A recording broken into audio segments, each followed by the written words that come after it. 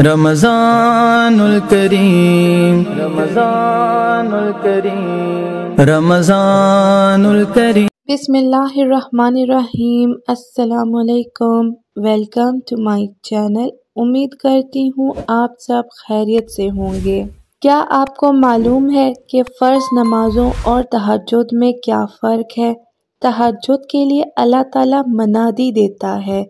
फ़र्ज़ नमाज के लिए निदा आज़ान को तमाम इंसान सुनते हैं, जबकि तहज्जुद की निदा को बास खुशबख्त इंसान सुनते हैं। फ़र्ज़ नमाज़ों को बहुत सारे लोग पढ़ते हैं, जबकि फ़र्ज़ नमाज की पुकार है हय अलस सलात, यानी नमाज की तरफ आओ, जबकि तहज्जुद के लिए पुकार है कोई मुझसे मांगने वाला, मैं उसे अता करूं। फ़र्ज़ नमाज़ों के लिए इंसान आज़ान देता है, जबकि तहज्जुद को अल्लाह ताला के लिए ख़ास बंदे पढ़ते हैं। अल्लाह ताला हमें तहज्जुद की मोहब्बत और उसे पढ़ने की तौफ़ीक अता फ़रमाए, आमीन।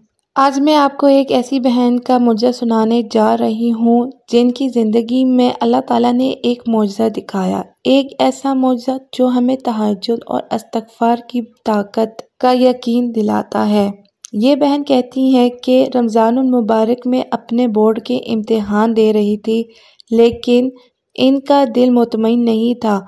इम्तिहानात अच्छे नहीं जा रहे थे और वो दिल ही दिल में चाहती थी कि शायद वो फेल हो जाए, ताकि उनके वालिदैन उसे ए लेवल्स में शिफ्ट कर दें। ऐसे लगता था कि यही उसके लिए बेहतर है, लेकिन इम्तिहानात के बाद एक सोच ने उसे झंझोड़ कर रख दिया। क्या वाकई रास्ता बदलना फ़ायदेमंद होगा? अगर वो अब शिफ्ट होती तो वो 2 साल ज़ाया हो जाते। क्या उसके नसीब में यही लिखा था? यही लम्हा था जब उसने अल्लाह ताला की तरफ रुजू किया। उसने तहज्जुद को अपना सहारा बनाया। रमज़ान की हर रात अल्लाह ताला के हुजूर झुक कर दुआ की, या अल्लाह मुझे वो रास्ता दिखा जो मेरे लिए सबसे बेहतर हो।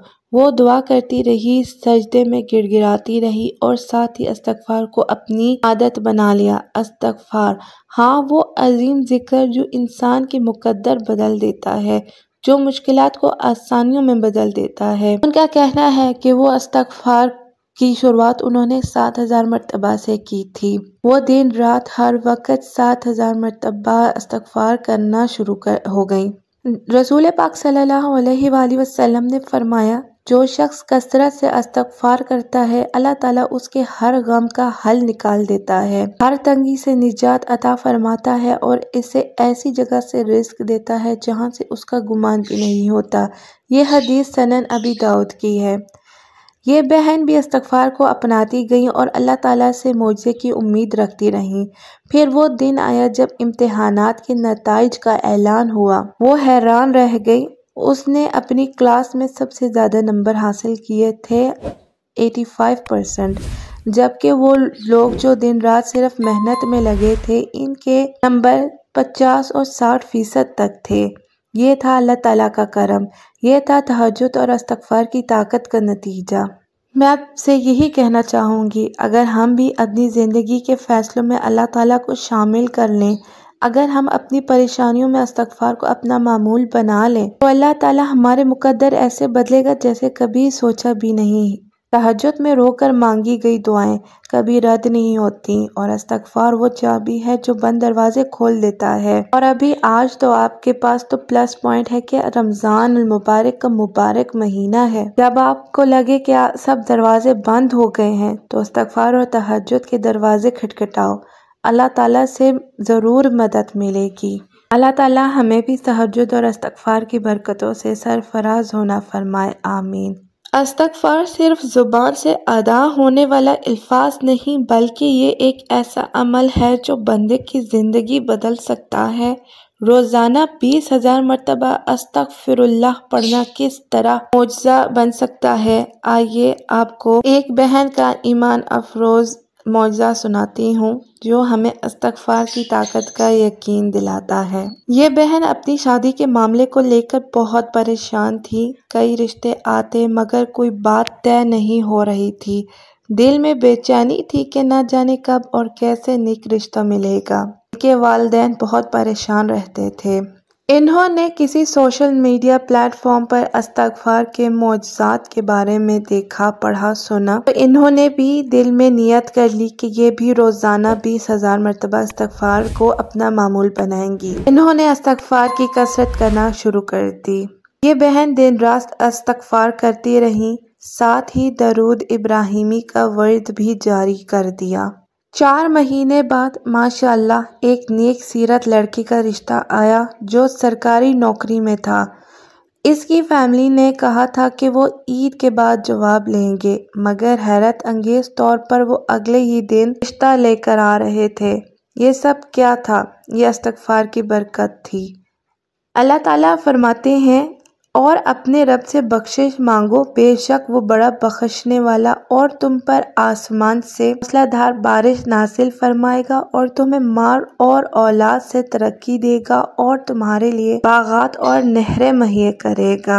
इस्तग़फ़ार पढ़ने से दिल की बेचैनी ख़त्म हो जाती है, दुआएं जल्दी कबूल होती हैं, नेक और खुशनसीबी ज़िंदगी में आती है, रिज़्क़ में बरकत और आसानी आती है, हर मुश्किल आसान हो जाती है। इस्तग़फ़ार करना इतना मुश्किल नहीं, दिन भर काम करते चलते फिरते अल्लाह पर पूरा तवक्कुल और ईमान के साथ इस्तग़फ़ार पढ़ना। 5 नमाज़ों के बाद इस्तग़फ़ार पढ़ें, रात को सोने से पहले इस्तग़फ़ार पढ़ें, तहज्जुद के वक्त रोक कर ताला से मग़फ़िरत मांगे। अल्लाह ताला हमारी ज़िंदगियों में भी बरकतें नसीब फरमाएगा इंशाअल्लाह। दुआ, सब्र और अल्लाह ताला की रहमत पर कामिल यकीन रखते हुए इस्तग़फ़ार करना चाहिए। अल्लाह ताला के दर पर आजिज़ी से मांगे तो वो हमारी दुआओं को कभी रद्द नहीं करता।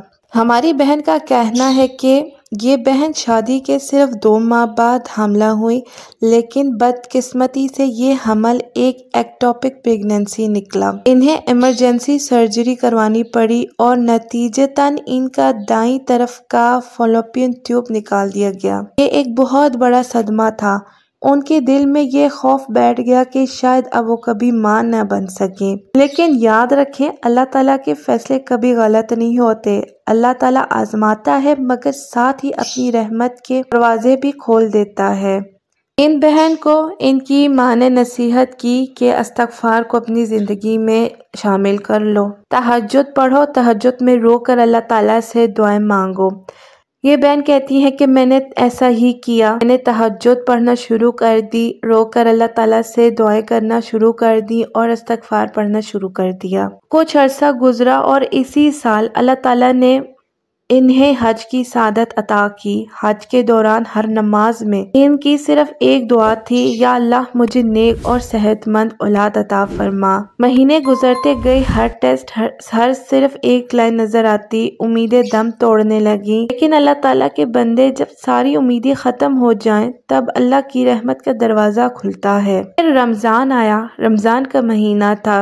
इस बहन ने तहज्जुद और इस्तग़फ़ार को अपनी जिंदगी का हिस्सा बनाया हुआ था। वो कह रही थी कि रमज़ान में भी उन्होंने हर रात अल्लाह ताला के हुज़ूर रोकर दुआ की और इस्तग़फ़ार किया, और उन्होंने दुआ में कहा, या अल्लाह मुझे एक सेहतमंद औलाद अता फरमा। रमज़ान की रातों में अल्लाह ताला खुद आसमाने दुनिया पर आकर पुकारता है कोई मांगने वाला कि मैं उसे अता करूं। और जब बंदा अखलास से मांगता है तो अल्लाह ताला की रहमत बरकत में आती है। रमज़ान के बाद ईद के दौरान इस बहन ने हिचकिचाते हुए एक और हमल का टेस्ट किया। 2 हल्की सी लकीरें। वो हैरत से तकरीबन बैतुल खला में गिर पड़ी। ये हैरानी क्यों? क्योंकि अल्लाह ताला की रहमत इंसान की सोच से भी बड़ी होती है। अल्हम्दुलिल्लाह, अल्लाह ताला ने इन्हें एक बेटी की नेमत से नवाजा। अल्लाह ताला का करम यहाँ नहीं रुका। जब इनकी बेटी सिर्फ 10 माह की थी, इन्हें दोबारा माहवारी न आने का एहसास हुआ। इन्होंने सोचा शायद ये कोई आम बात हो, लेकिन जब टेस्ट किया तो वो दोबारा हामला थी, और ये सब सिर्फ एक फॉलोपियन ट्यूब के साथ हुआ। ये है अल्लाह ताला की कुदरत। जब दुनियावी असबाब ख़त्म हो जाते हैं तो अल्लाह की कुदरत दिखाई देती है। इसी दिन इस बहन को एहसास हुआ, अल्लाह ताला ने मेरा पहला बच्चा ले लिया, लेकिन मेरी दुआएं नहीं ली। अल्लाह ताला ने मेरी दुआ को सबसे खूबसूरत अंदाज में कबूल किया। यही ईमान हमें रखना है। अल्लाह ताला कभी किसी की दुआ को रद्द नहीं करता, बस वो अपने वक्त पर अपने बेहतरीन अंदाज में कबूल करता है। तो बहनों और भाइयों, अगर आप किसी परेशानी में हैं, अगर कोई दुआ कबूल नहीं हो रही तो मायूस ना हो। तहज्जुद को अपना मामूल बनाएं, इस्तिग़फ़ार और दरूद शरीफ की कसरत करें और अल्लाह ताला की रहमत का इंतज़ार करें। वो ज़रूर दरवाजे खोलेगा इंशाअल्लाह। अल्लाह हम सबको सब्र, इस्तिग़फ़ार और दुआ की ताकत को समझने की तौफीक दे और अपनी रहमत से नवाज़े। आमीन।